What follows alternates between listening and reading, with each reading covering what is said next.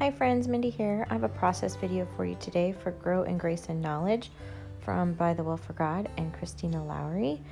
I am showing you here, this is the journal I'm going to be making today. This is a small version of it. I'll try to link the video where I first saw this idea of this kind of binding. But anyway, today what I'm going to be doing is using this Wheat Thins box. Makes a great way to make a quick journal because everything is really already assembled for you, so you don't have to do any piecing together. So what I'm doing is I'm going to open up this box. You could use any kind of box that you want to. And just find the side that has the seam and open it up there. And then I'm just going to trim off all of the edge pieces. Doing it this way leaves it so that you essentially have a front and a back and a spine, instead of having to kind of take chipboard pieces and make your own pieces and then assemble them together. It's just already together, so that just kind of makes a fast journal this way. So I have cut everything down, and I'm realizing that it's just a little bit taller than I want it. So I am cutting it down here, and I'm just going to take my ruler and I'm going to mark on the inside here so I can see my pencil marks. I'm just going to do it in a few different places. I'm cutting it down to about 6 inches tall, and I'm just marking 3 lines, kind of one on each section, and then I will connect them with a pencil line, and that way I can just double check and make sure that my cut is really nice and straight. So I'm using basically a box cutter type knife, an X-Acto knife here, utility blade, whatever you want to call it. You could use an X-Acto knife or whatever you have, and just using that against that steel edge of that Tim Holtz ruler. Excuse me. And now I am picking out my cover papers. I love these little these stripes with the bees, and so what I'm going to do is just cover the front and back of this journal. So I have this double-sided adhesive from scrapbook.com. This is really sticky adhesive. You might hear it referred to as score tape. That's a different brand, but this is the scrapbook.com brand, and I'm just going to cover the entire front of what's going to be the front of the journal. And I'm burnishing it down, the adhesive, really well, and then I'm just going to use a little X-Acto knife to kind of help peel up the release paper. And then once I have all of that off, I'm going to try to center the pattern paper. This coordinates with the kit that you could get from Bythewell4God, and I'm just kind of sticking it on there, and then I'm taking a bone folder and I'm burnishing it down really well to make sure that it's stuck down. And then I need to trim the edges just a little bit. That's just personal preference. You could definitely fold it over, but it just gives a cleaner look on the inside when we wrap the edges around onto the inside. So I've just trimmed that down so it's even, pretty even. I didn't measure it or anything. And then I'm going to cut across the corners. Here you could cut diagonally, just straight across, but I kind of find this angle to be really helpful, so you have a little bit less bulk. Just make sure that you don't cut right up against the chipboard. You want to leave a little gap between the chipboard and the corner of the paper, and that will just give you a really nice corner when you fold it over.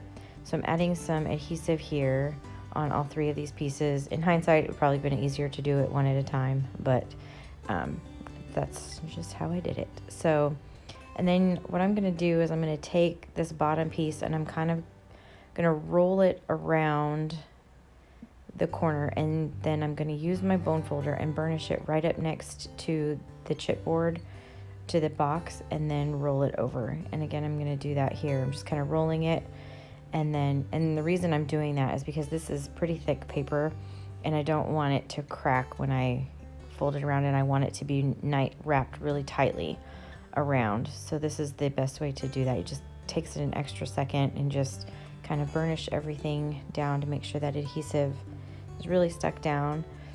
And then that is the front cover. So I'm going to go ahead and do that to the back side. And now I'm ready to put on the spine. I'm going to use a coordinating paper. This is that same pattern, but the back side.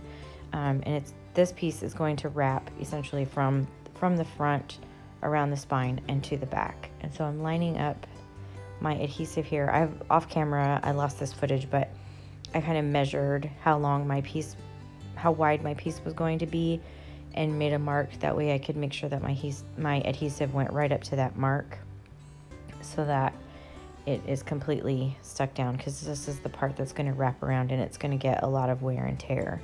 So I'm just adding adhesive here. You can see I'm just checking to make sure I have enough adhesive where I need it. And I'm just taking this pattern paper and just kind of rounding it, just kind of trying to get it prepared a little bit for being wrapped around the spine. And then I want to make sure that the cover it's really, really straight on this side. So I'm just lining everything up, and I'm doing the one side, and then I did the other again I used my ruler there to burnish it down, and I'm just very carefully bending and just very gently just kind of wrapping it and folding it. And then I'm going to use my bone folder again to get those edges really nice and sharp, but also to make sure that the paper doesn't crack. You kind of have to be gentle with it a little bit. And now I'm just going to trim off some of this excess. I don't want the whole thing to wrap over. I just need the spine part. So I'm just cutting right at the top and bottom of the spine, and then I'm going to use my X-Acto knife and cut off the part that is on the cover. Can see here a little bit better, and then that will leave the piece that's going to wrap around to cover the top and bottom of the spine.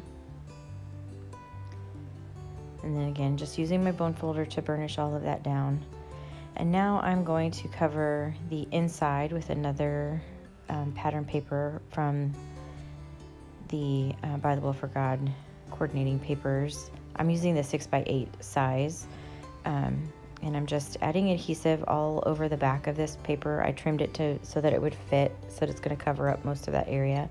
And one trick when you're using adhesive that has like this backer and you're sticking it down to another piece of paper, one way, because this adhesive is really, really sticky, and so you don't really have more than one chance. Once it's down, it's down. So what I do is I just kind of fold the adhesive, the release papers back a little bit, and it kind of gives you some handles that you can work with, and it's also not going to stick down until you're ready. So then you can kind of position it and stick it down, and then you can just pull the release paper right from behind it, and it puts it down into place. It's just an easy way to do it, because like I said, that the score tape, the double-sided adhesive tape like that, is really, really sticky. So now I have cut a piece for the inside to cover the inside of the spine, and again I'm using this double-sided adhesive. I have several different widths of this. I just really like this fat one for journals like this. It just makes it faster. So this time right now I'm only doing the adhesive on the middle part of this spine, because I want to fold the paper first, because I just need to make sure that it's going to be able to bend, and because it will affect how the book opens and closes. So you can see I've got my bone folder in there, and I'm just right in that crease. I'm just running my bone folder along, really getting that paper folded, and then I'm just going to use my ATG gun to adhere those little flaps down. I just wanted to make sure I could get it folded first, just so that it doesn't make the spine too tight when it opens and closes. So here again, I'm just folding and just kind of working the paper, being kind of gentle with it. It's such a thick, good paper, and so you just have to be a little bit gentle with it when you're doing a project like this, where it's, adhered, and it's going to get a lot of wear and tear. So now what I'm going to do is wrap the spine. This is going to be the binding part, how my little signatures are going to be bound into this journal. And at first I thought I was going to try that blue, but it just didn't really match. So I just decided to go with a white thread. So what you want to do is you kind of leave a long tail on the front side of the journal. And I'm leaving mine, it's about the length of the journal. And now I'm going to just wrap in one continuous loop, and I'm going to make sure that I have enough signatures or enough wrappings so that I can do 14 signatures. I'm going to do one for each day. And I just added a little clip to hold that tail in place because it was just getting in the way. So you can see I'm just wrapping and wrapping. You could use twine. You can use all kinds of things to do this. I'm just wrapping it around so that I have, and I'm just counting here to make sure that I have 14 on the inside, because that's where I'm going to put my little folders. So now I'm just kind of straightening them. You want to make sure they're not overlapping. You want to make sure they're not too tight. Otherwise you won't be able to slide the papers in and out. So I'm just kind of situating them here. They're not perfectly spaced or anything, but I'm just making sure that they're not overlapping or anything like that. So you can see I'm coming up from the bottom now. And so I have this piece that's in my right hand and the piece in my left hand. And I'm going to just kind of straightening these here. I just want to cross them across each other. I just, just trying to straighten them out as best I can. Like I said, you really want to make sure they're not overlapping. That's the most important part. You can always come back and adjust the placement of them after this is tied. But for right now, I just need to make sure they're not overlapping. So I'm going to take the left and right pieces, and then I'm going to cross them like this. And this is the point where I realized I had not yet cut it from the spool. So I'm going to hold that in place with my finger and trim. I'm leaving long edges because I can always cut those off. So I cross them over, and now I'm going to take that piece that's on the left side and run it underneath. So to make that a little easier, I just slid my scissors under there to create a way for me to get my fingers up underneath all of the twine. And then I pulled it around, and now I'm just going to tie a little knot, and it just gathers everything together. You could do this in a bow. You could do it however you want to. I'm going to be putting the little pin from Bythewell4God kit on here, so I'm just tying a real simple knot. And that is the binding. It's just that simple. I think it looks really cute. You could add all kinds of things to that little knot if you wanted to, but that's what it looks like. And so what I'm going to do now is I have this Bristol vellum paper. It's like a mixed media paper. It's really thick, and I'm going to be creating little folders to go in each one of those signatures. I have already gone through the devotional, and I know that there's a lot of notes and stuff I'm going to want to take. So along with working inside my Bible this month, I'm also going to be creating notes for this journal. So I'm cutting these down, these papers. They're about, I think they're 9 by 12 originally, so I cut them in half. And now I'm scoring each of those pages, and they are going to create the little folders for my journal here. So I'm just taking them, I have my bone folder, just creasing that down really good, and then I'll show you. I'm just going to take it and slide it into that first wrap, that first piece of twine there. And excuse me, I'm just a little fumbly, but anyway, so it just slides on there, and these will come in and out, and which is the great thing about this. I'll be able to pull them out and work on them and then put them back in. So there I have added the little flare button to the binding, which I just think is so cute. And this is what the journal looks like. It's ready to go. I'll decorate all of those pages. I can create pockets. I left some room up here in case things stick out the top or whatever. And anyway, that's the journal. So if you have any questions, feel free to leave a comment below. I'd appreciate it if you subscribe to my channel if you haven't already. Like this video, and until next time, bye-bye.